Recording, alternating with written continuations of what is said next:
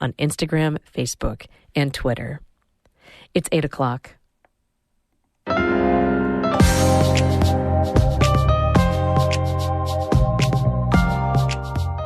Good morning. This is Northern Light for Wednesday, August 23rd. I'm Monica Sandreski. Todd is away through the end of the week. Since February, Alabama Republican Senator Tommy Tuberville has held up military nominations and promotions to pressure the Biden administration to reverse a policy that provides troops with leave time and travel funds to obtain abortions. And this sweeping hold is undermining America's military readiness. It's hindering our ability to retain our very best officers. And it is upending the lives of far too many American military families. Also on the show, Governor Hochul has reached an historic low in a new poll, partly due to dissatisfaction with the way the state is handling the migrant crisis. And we'll listen to an original poem from the summertime from Clayton-based listener Peter Ladd. And we hear from a lumberjill in Boonville about prepping wood and why she loves the sport. It gets cutthroat. Like, everybody wants to win. So that's what's really fun about the sport is, like, we can all be really good friends and, go compete as hard as we want. And, at the end of the heat, you're still going to congratulate the person next to you, whether you won or lost. All of that and more is coming up on Northern Light. Stick with us.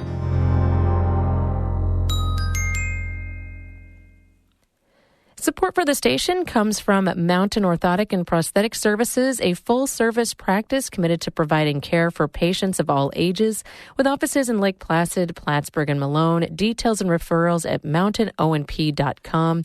And by Blue Seed Studios, a multidisciplinary art center featuring classes for adults and youth, concerts, art exhibits, and more. More at blueseedstudios.org.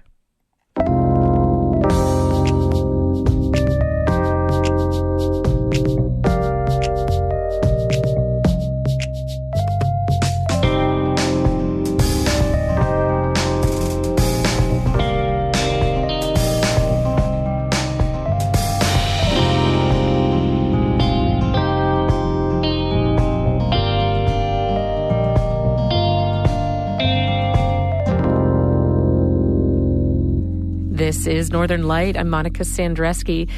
The State Attorney General's office is investigating the company New York City hired to manage its migrant crisis. Some migrants have reported being deceived and silenced by DocGo. DocGo received a $432 million contract from Mayor Eric Adams' administration to care for more than 100,000 migrants who have strained New York City services. Busloads of asylum seekers were sent to upstate communities starting in May. Some of those places sued and declared states of emergency to halt the relocations. In the capital region, DocGo representatives have attempted to prevent some migrants from speaking with public radio station WAMC. Attorney General Tish James sent a letter to DocGo seeking more information on Monday. The development was first reported by the New York Times. The company says it has worked in a transparent manner and will provide James's office with any relevant information. Many New Yorkers are concerned about the state's migrant crisis, too. A new poll finds that 82% of them view it as a serious problem. The poll also found that Governor Kathy Hochul has a record low favorability rating, which could be attributed to missteps among elected leaders who are handling the crisis. From Albany, Karen DeWitt has more. The influx of tens of thousands of asylum seekers into New York City over the past few months has led to increased tensions and finger-pointing between City Mayor Eric Adams and Governor Hochul, who up until now have been Democratic allies. It's also led to recriminations between the city and upstate communities after busloads of migrants have been sent to hotels in the Hudson Valley, Albany area, Buffalo, and Rochester with little warning to community leaders. Siena College pollster Steve Greenberg says New Yorkers have noticed, and they're increasingly concerned about the seeming disarray. Clearly, New Yorkers are paying attention to the issue of the recent influx of migrants to the state. They think it's a serious problem. In fact, 82% of New Yorkers say it's a serious problem. 54% say it's a very serious problem. Only 16% say it's not a problem at all or not very much of a problem.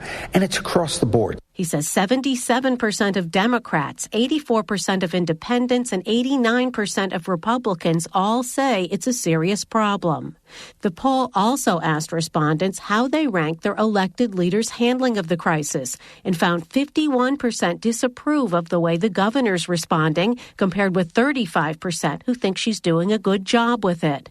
Adams and President Joe Biden also received low marks for their policies managing the migrants. Disapproval over the crisis is likely a contributing factor to Hochul's record-low approval ratings. Greenberg says she has just a 40% favorability rating, down from a high of 56% back in January, shortly after she was elected to the post by a relatively narrow margin. It's the worst her favorable or unfavorable rating have been.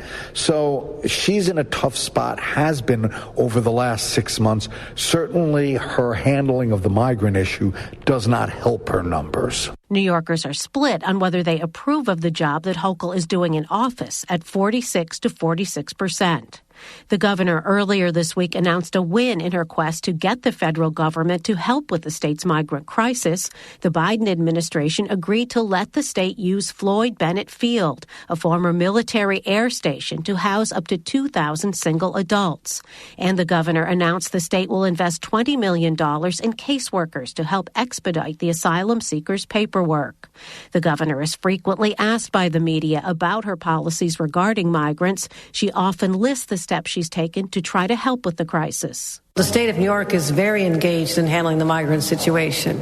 We have committed over $1 billion, but that number is now approaching $1.5 billion. We've added significant personnel, resources. National Guard continues to be at sites in the city as well as upstate upon the request of county executives. But according to the poll, most people in the state don't think that's enough. In Albany, I'm Karen DeWitt.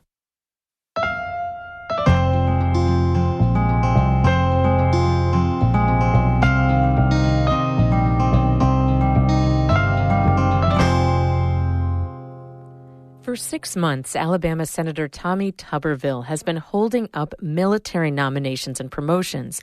The Republican is trying to pressure the Biden administration to reverse a policy that provides troops with leave time and travel funds to obtain abortions. Last week, the Watertown Daily Times reported the political blockade is holding up the promotion of 2 colonels to brigadier general at Fort Drum, the Army base near Watertown. The hold on promotions has left hundreds of service members with their careers and lives in limbo. Carson Frame reports for the American Homefront Project.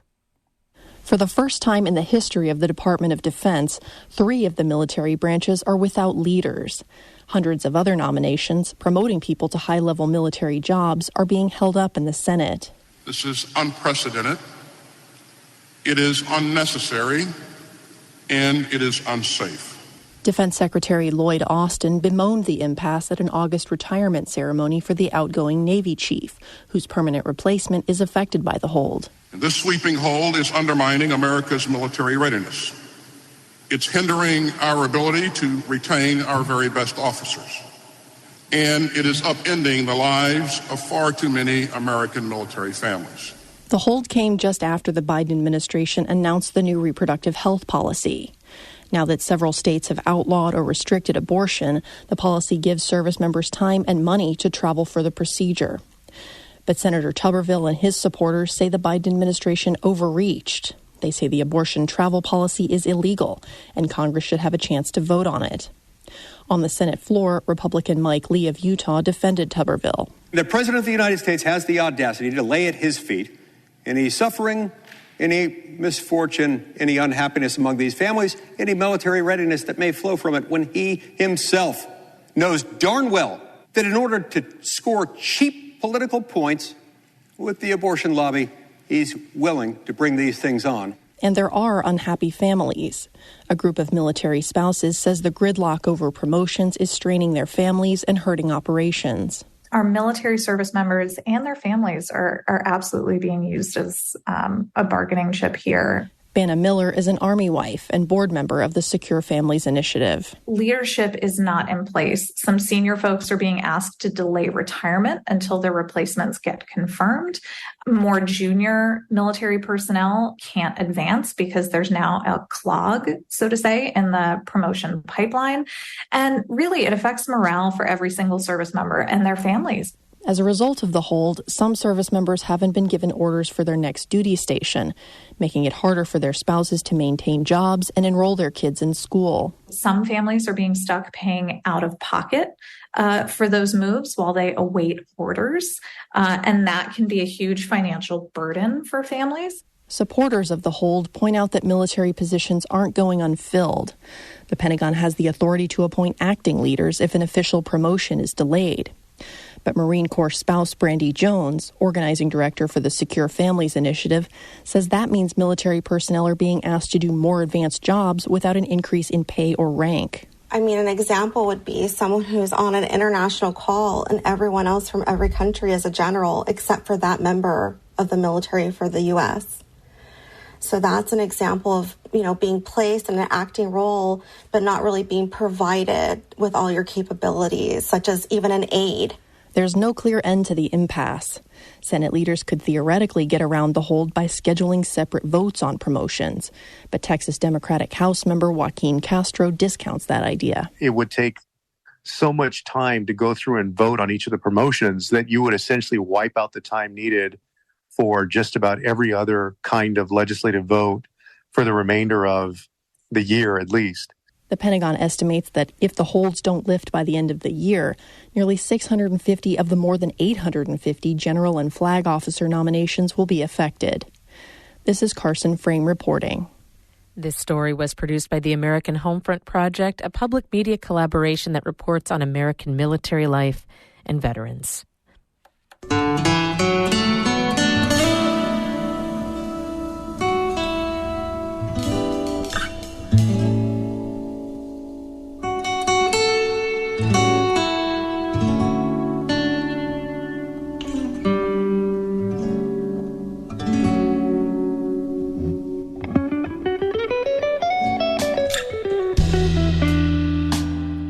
You're listening to Northern Light here on North Country Public Radio.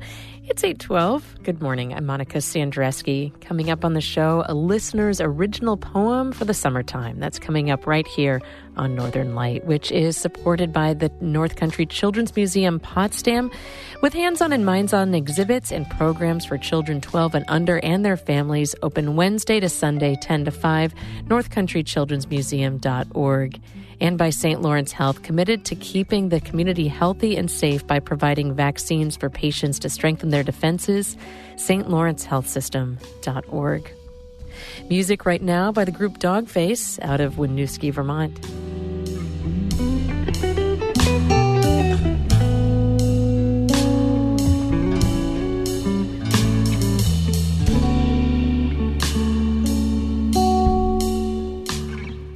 NCPR is a media sponsor for Northern Current, a community music festival on September 3rd from noon to 9 at Riverside Park and Saranac Lake. Hear an eclectic lineup that includes rock, blues, Afrobeat, jazz, country, and more. For more information, visit ncpr.org/calendar.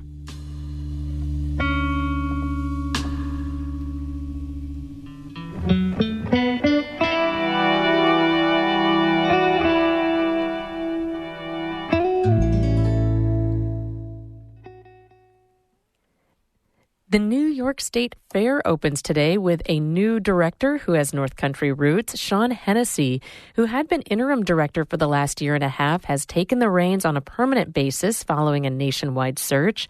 Hennessy says he has a vision for the future.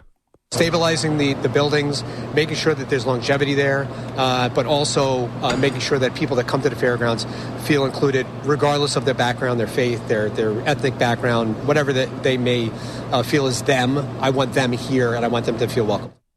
Hennessy highlighted some new features this year, including a dinosaur expedition featuring life-sized animatronic dinosaurs. Hennessy lives in Black River in Jefferson County. He served on the county's Board of Elections for several years. Gates for the 13-day fair open this morning at 10 o'clock at the fairgrounds outside of Syracuse.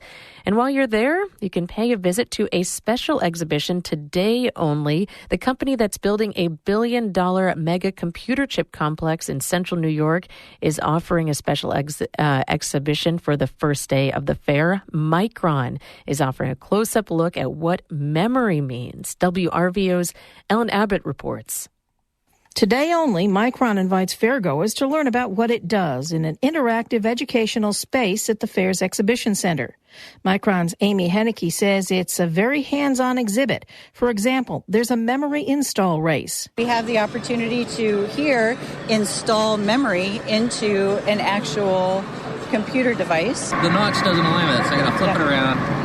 Open it and snap it, boom. Yep. And depending upon how long it takes, you can race somebody, and then the person who gets all of the memory installed first will win a prize. Fairgoers can also try on cleanroom suits and get a picture with the company's robotic dog. Henneke says it's all part of a strategy for Micron in central New York to get to know each other. We actually have a lot of people here who may not have met the community yet, and so not only can we meet the community at Micron, but they can come meet us. The Micron exhibit runs today only from 10 a.m. to 6 p.m. In Syracuse, I'm Ellen Abbott for North Country Public Radio. And it's not the New York State Fair without the annual butter sculpture. It was unveiled in Syracuse yesterday. The 800-pound butter sculpture is titled Dairy Every Day is a Healthy Way, Keeping Kids' Health on Track. For the 21st year in a row, the husband and wife sculptor team of Jim Victor and Marie Pelton created the annual attraction, which took 11 days to complete. It depicts a train being conducted by a cow and carrying passengers fueling up on dairy foods. Fair officials brought Dr. Keith Ayub, clinical professor emeritus at the Albert Einstein College of Medicine, to talk about the health benefits of dairy foods. He says 1 glass of milk has 13 essential nutrients.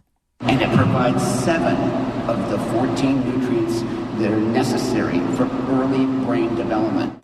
All that butter used in the sculpture isn't going to waste. At the end of the 13-day run of the fair, the remnants of the butter sculpture will be broken down and recycled into renewable energy at a dairy farm in Genesee County.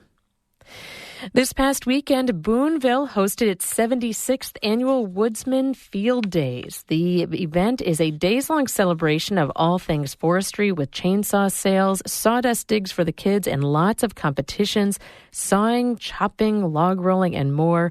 Lumberjacks and lumberjills come from as far away as California and Denmark to compete.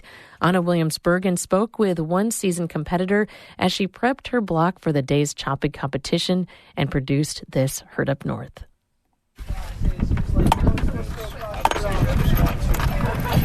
So what I'm looking at is the rings of the wood, and I'm also looking at the edges of where the axe broke that little piece out. My name is Julie Miller. I'm from Branchport, New York, and I'm competing in the Boonville Lumberjill Woodsman competition.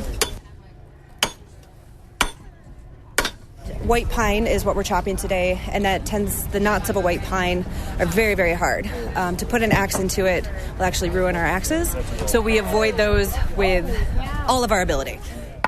What I'm going to do is kind of line it up with the end. Because of these knots, most of my chopping space is in between here, so I want to make sure that these are as far away from my axe as possible. Just going to push a little bit more. This is going to end up being my backside. It's a little softer. If you think about cutting, you're strongest in the beginning, and then as you peter out, as you keep on chopping, if you put your softest wood on the backside. One of the other things that we can look at to kind of see how the grain of the wood is and where some softness in the tree may be is actually how the chainsaw cuts it. At the end kind of looks a little fuzzy. It tends to be softer, and you can kind of see the difference here where this is a little more fuzzy, where it's a little tighter here with the chainsaw cut.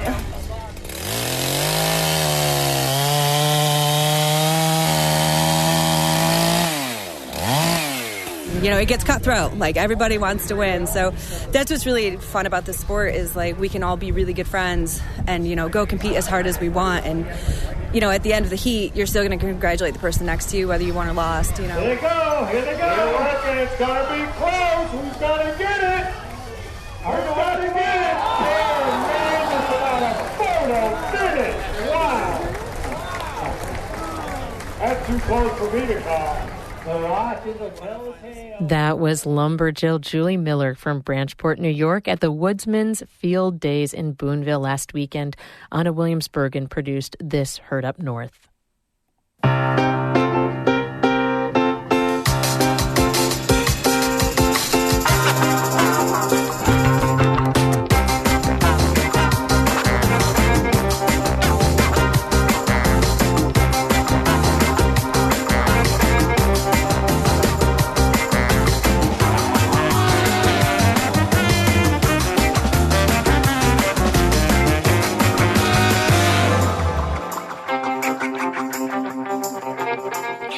You're listening to Northern Light here on North Country Public Radio. It's about 20 after 8. Good morning. I'm Monica Sandreski.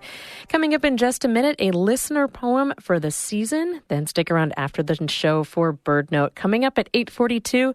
But first, we've got to take a look at the weather.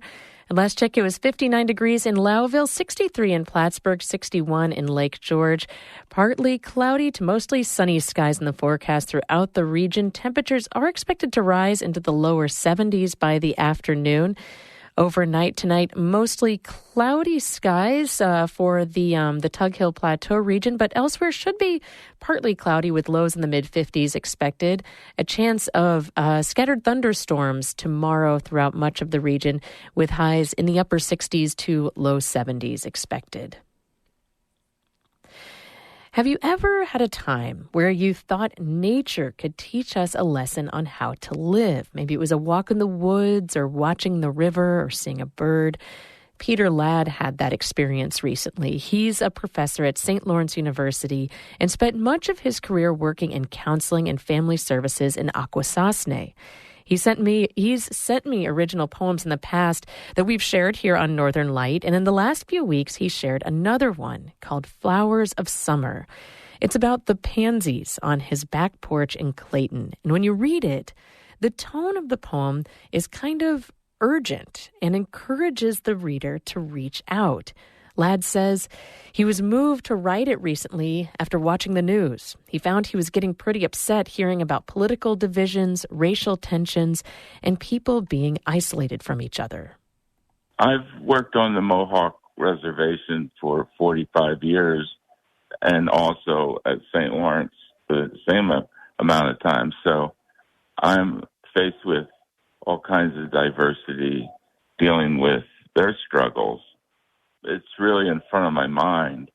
And so it bothers me when I hear people talking about, red state, blue state, white versus black, all that. So I was thinking about all those things. And then I was out on the deck, and I have a table out there, and there's a whole bunch of pansies around the umbrella stand. And I looked at them, and all of a sudden I knew what I had to do, because there's such a brilliant contribution to our social environment through our natural environment. So I came up with a fairly simple poem, but from my point of view, it meant a lot to me. It lifted my spirits. It did a lot. And I'm kind of proud of it. It helps me, so maybe it'll help somebody else. I think we better read the poem because we haven't gotten to that yet. Could you read it for us? Sure. Well, the title is, excuse me, Flowers of Summer, and it starts out this way. Flowers sending a message to everyone. The season is here. Be thankful for the sun. Colors run together when flowers arrive. The sun mixed with flowers help us survive. Flowers are a statement. Summer living has begun. Let people live together much as flowers face the sun. Nature sows the way, making summer flowers engaging. Let nature intervene when human bigotry starts raging. Look at summer and watch the flowers embrace by making the world colorful, regardless of any race. The sun shines in summer with a magical glow. Come together, flowers initiate moments to grow. Look at their colors and look at the sun. See how they mix when summer's begun. Summer, such a beautiful time for being alive. Follow the flowers now that summer has arrived. I'm snapping over here for you, Peter. Thank you. Well, yeah, it just made flowers more than something that you buy and look at and all that for me. It's important socially, but it's also important to me naturally to understand my world. And they made this poem arrive, and I'm really happy about it.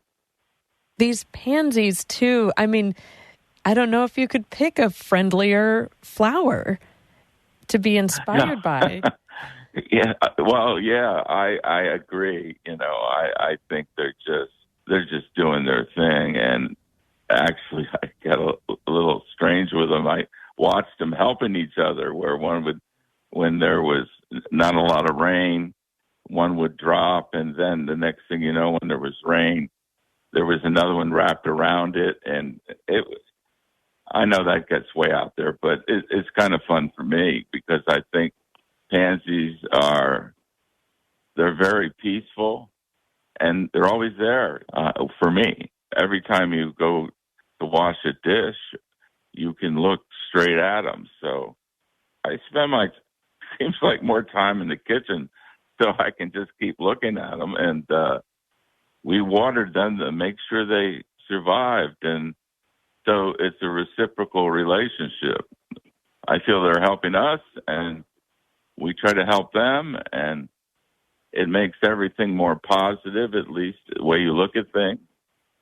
And that's it. If I help a friend or I help the flowers, I feel good, and I think we should help each other is actually what I mean. That was Peter Ladd of Clayton talking with myself about his original poem, Flowers of Summer. Falling asleep so late, stars in her eyes. No matter how late, she's always up with the sunrise. She hits the ground running, it's not even 10 o'clock. She knows just what to focus on and what to not. Like a muddy pair of Nikes or a curl out of place in her hair, and much to worry that girl. She puts me in a whole new world.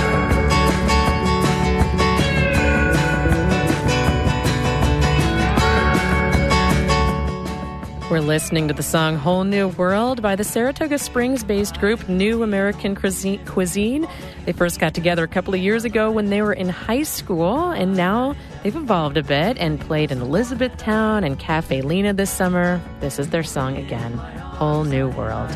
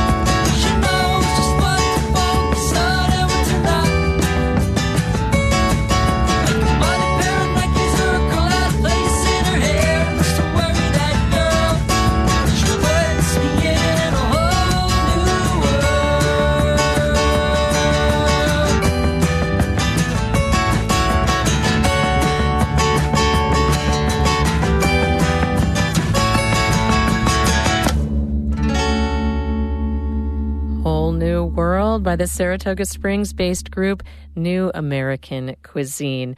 That is it for the show for the day. Morning Edition continues in just a couple of minutes. Then stick around after that for the Marketplace Morning Report coming up between 8:51 and 9 o'clock. I'm Monica Sandreski. Be well.